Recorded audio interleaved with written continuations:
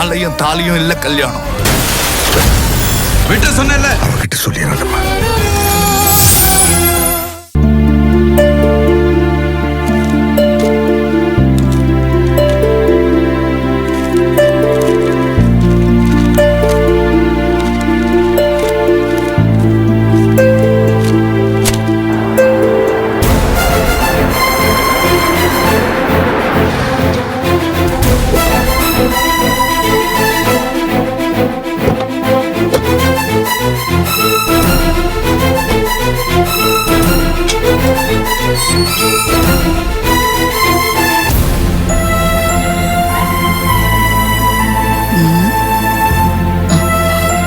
அப்புறம் எடுத்துட்டு போலாம். பாட்டி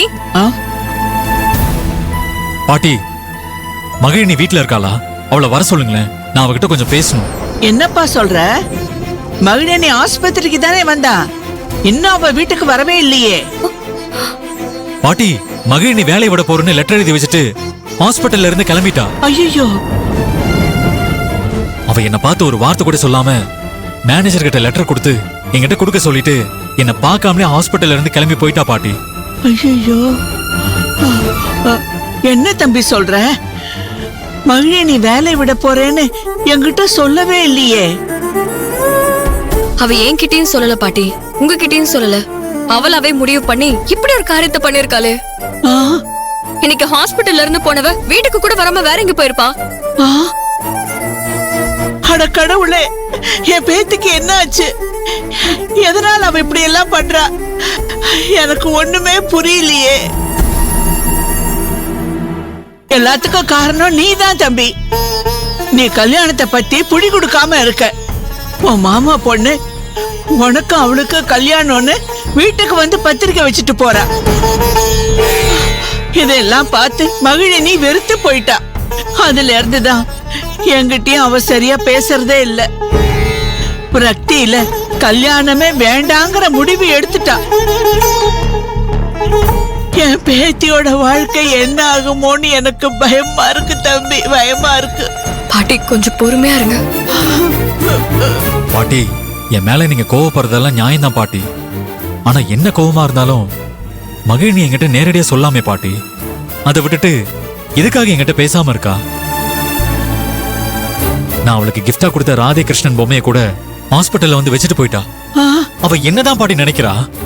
நீங்க கோவப்பட்டாலும் சந்தேகப்பட்டாலும் மகிழினி என் மேல நம்பிக்கை வச்சிருந்தால, அப்படிப்பட்டவ திடீர்னு ஏன் பாட்டி இப்படி நடந்துக்கிறா? பாட்டி, இதை விட ஹாஸ்பிட்டல்ல இன்னொரு விஷயமும் நடந்திருக்கு. அதையும் நீயே சொல்லு. பாட்டி, உங்களுக்கு என் மேல என்ன வேணாலும் கோவம் இருக்கட்டும். அதுக்காக மகிழினிக்கு தரகர் மூலமா மாப்பிள்ளை பார்க்க ஆரம்பிப்பீங்களா? என்ன தம்பி விளையாடுறீங்களா? நான் எதுக்கு என் பேத்திக்கு மாப்பிள்ளை பார்க்க போறேன்? அவதான் உங்க மேல உயிரையே வச்சிருக்கான்னு எனக்கு தெரியுமே. அப்படி இருக்கும்போது நான் அவளுக்கு வெளியில மாப்பிள்ளை பாப்பனா? உங்க குறைய மறுக்கிறதுக்காக என் மேல பழி போடாதீங்க தம்பி. பாட்டி, நான் சீரியஸா சொல்றேன் பாட்டி. இன்னைக்கு ஹாஸ்பிட்டலுக்கு ஒரு பையனும் அவன் அம்மாவும் வந்து தரகர் மூலமா மகிழினியை பொண்ணு பார்க்க வந்ததா சொன்னாங்க. நான் தான் அவங்களை சண்டை போட்டு அனுப்பி விட்டேன். இல்ல தம்பி, இல்ல, நான் அப்படி ஒரு தரகரையும் அனுப்பல. அப்படின்னா அதையும் மகிழினி தான் பண்ணிருக்கா. சரி பாட்டி, முதல்ல மகிழ் எங்க இருக்கான்னு போன் பண்ணி கேளுங்க. நானும் அதையும் கால் பண்ணா அவ எடுக்கவே மாட்டேங்கிறா. இது வேற எங்கன்னு தெரியல.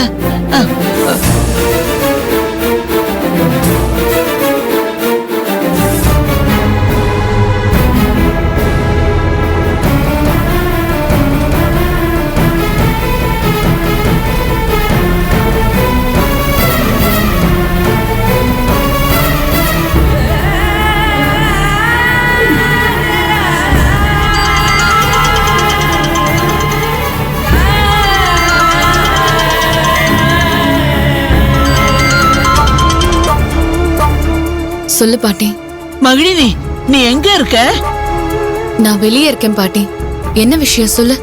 உன்னை தேடி ஆதியும் மதியும் இங்க வந்திருக்காங்க.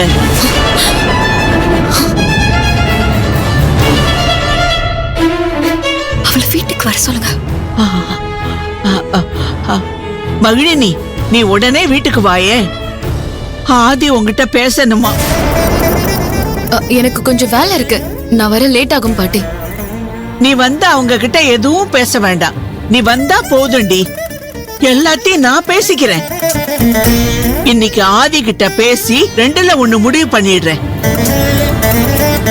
பாட்டி போன் கொடுங்க, நான் பேசுறேன். கொடுங்க. மகிழினி, நீ எங்க இருக்கன்னு சொல்லு, நான் அங்கேயே வரேன். நான் உங்ககிட்ட பேசணும் மகிழினி.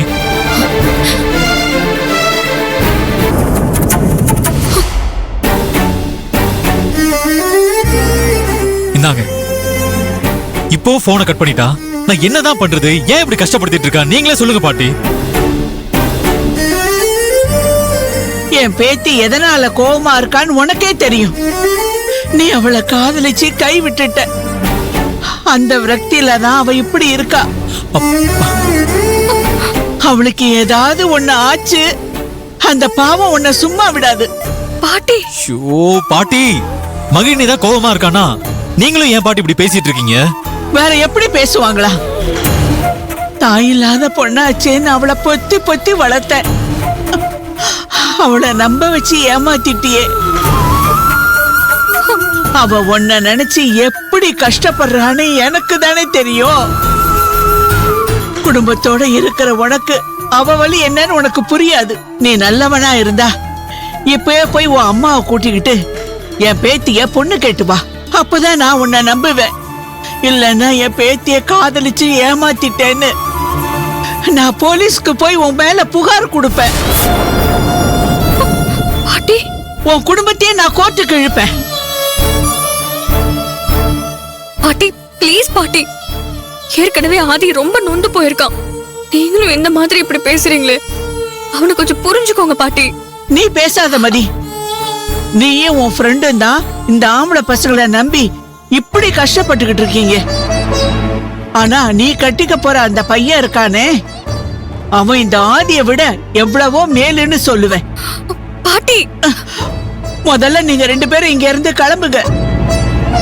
பாட்டி கிளம்புங்கன்னு சொல்றேன்ல, கிளம்புங்க.